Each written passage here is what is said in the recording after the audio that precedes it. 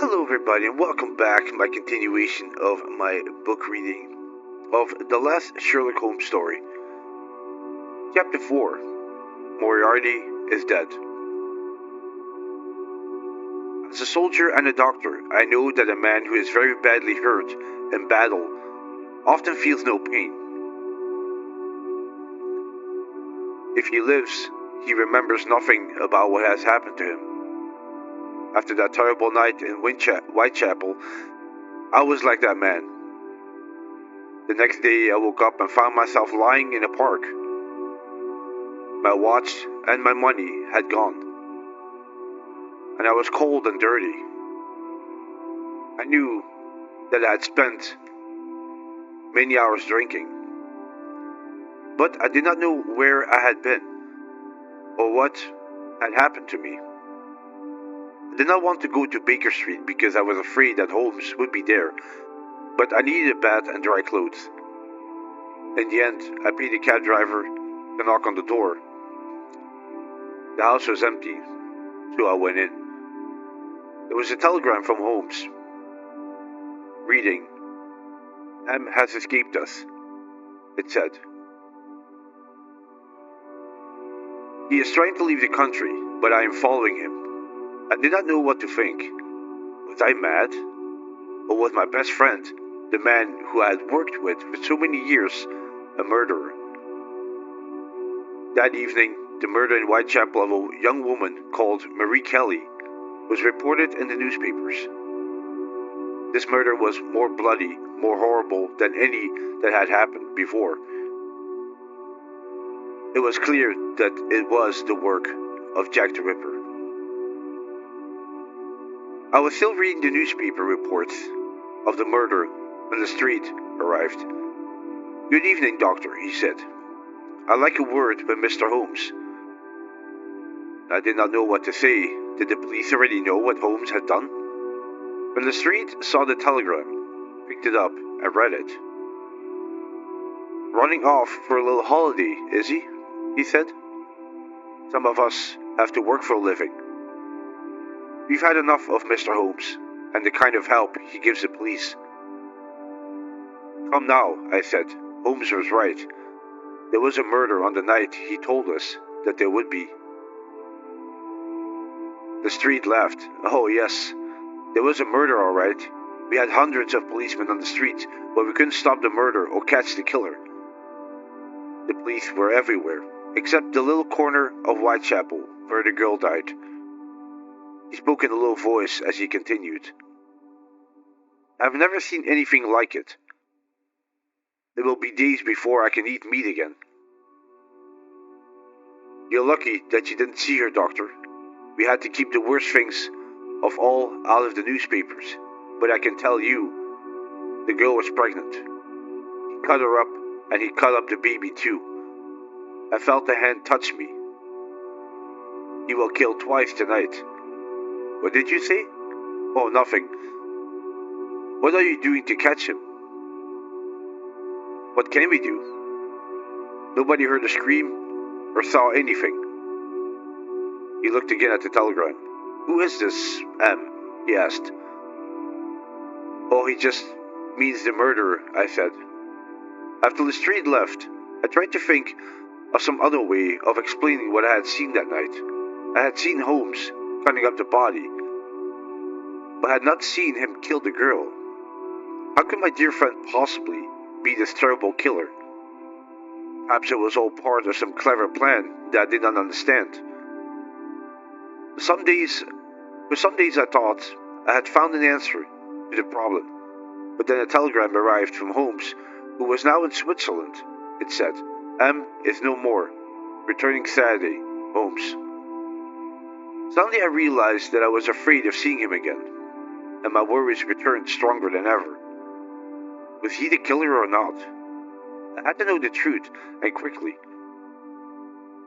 To help me think clearly, I wrote down what I knew.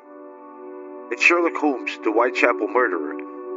The arguments for 1. He was in Whitechapel on the night of the murders, and alone at the right times. 2. When he was out of London, or I was with him, there were no murders. 3. He can change his appearance easily. 4. He studied medicine. He could easily cut up a body in the dark. 5. He knows the lanes and yards of Whitechapel well. 6. He can escape from the police because he knows their plan. Indeed, he makes their plans. The argument against. 1. He spends his life fighting crime. 2. I know my friend. I know he could not do those things. When I read what I had written, I began to wonder how well I knew Holmes.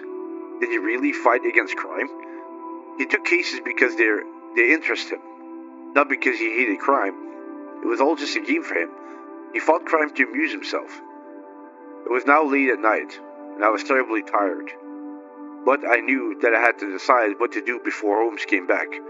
Suddenly, as I lay back in my chair, half asleep, the terrible picture of Holmes cutting up that girl's body appeared again before my eyes.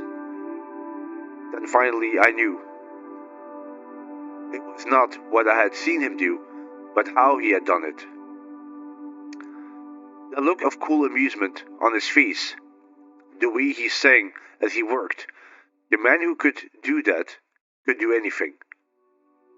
The next day I packed my bags and moved into a hotel. That evening I asked Marie to have dinner with me. I told her that I could not sleep while she lived alone in London, and the Whitechapel murderer was free to kill again. I asked her to marry me sooner than we had planned. She laughed and said she was not afraid of the murderer. He never killed a woman like her, but she would marry me as soon as possible, she said.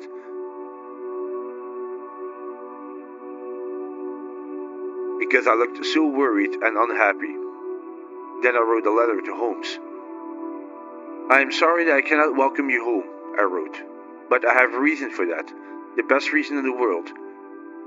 Marie and I are married. She was badly frightened by those awful murders in Whitechapel and will feel safer now that I am by her side.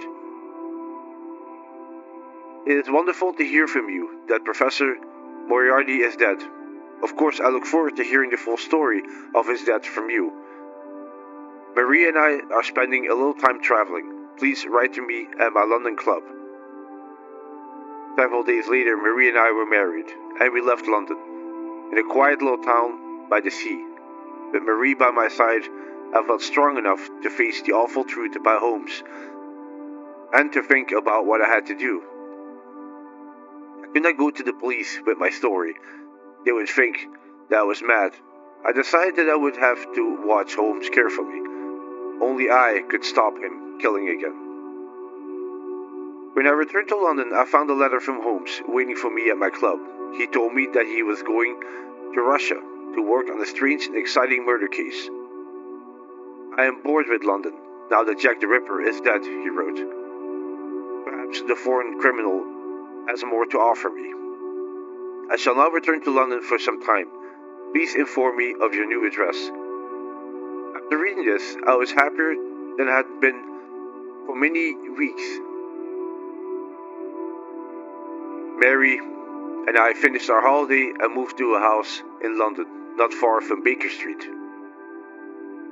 I was busy with my work as a doctor, and we lived quietly and happily together. During this time, I was sent 2 wonderful letters by Holmes.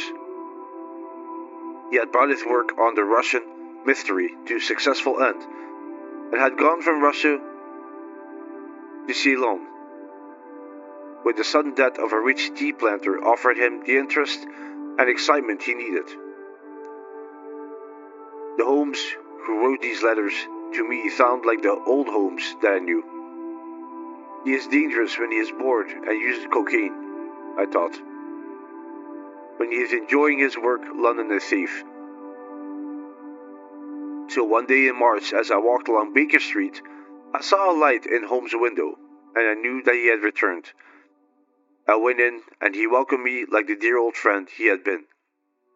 All evening we sat by the fire, and he told me everything that had happened in Russia and Ceylon. But what I really wanted to hear about was Moriarty's death, and about that he said not one word. At last I could wait no longer. "My dear Holmes," I said, "it is almost midnight, and you still have not told me how Moriarty died." At once his face went white, his eyes became fixed in a stare. He sat silent and unmoved. As the seconds passed, then he said, "I am sorry, Watson. I was thinking about something to do with my last case. What did you say?" "Moriarty," I repeated. "You have not told me how he died." "He has gone," he said. "That is all that anyone needs to know about him."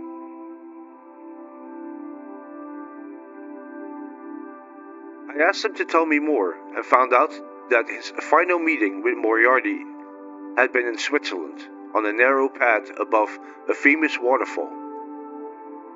Holmes had won the argument, he told me coldly, and that was all that he would tell me.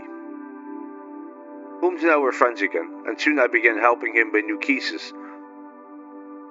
It was just like old times. I am afraid that I often left my wife alone, and I did not give enough time to my patients, but I was happy to see Holmes interested and busy.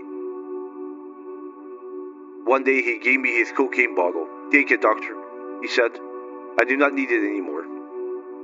I was very pleased indeed at this news, and only one thing that happened at this time worried me. A woman was killed in Whitechapel, and people began to talk again about Jack the Ripper.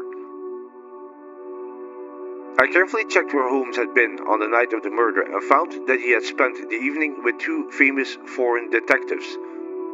I even spoke to them both secretly, and so I was sure that Holmes had not been in Whitechapel that night. In 1890, I decided that I must begin to spend less time with Holmes. I wanted to be a success as a doctor, and I knew that I was not working hard enough for that. Marie and I moved to a new house further from Baker Street. There was another change too. ECD story, a study in scarlet, which had failed in this country, was a big success in America, and he began to write about more of Holmes' cases. To my surprise, Holmes quickly agreed to let him do this. He had been angry when he first read A Study in Scarlet, but now he seemed amused by what ECD was doing. 1891 began, and the life for me was calm and happy. I was working hard, and I had little time to spend with Holmes. Jack the Ripper was a thing of the past, as forgotten as yesterday's newspapers, as dead as the woman he had murdered. But Jack was not dead. He was only resting, and his rest would soon be over. And that was the end of Chapter 4, Moriarty is Dead. Thank you so much for listening. Hope you enjoyed it, and I'll catch you in the next one. Take care. Bye-bye.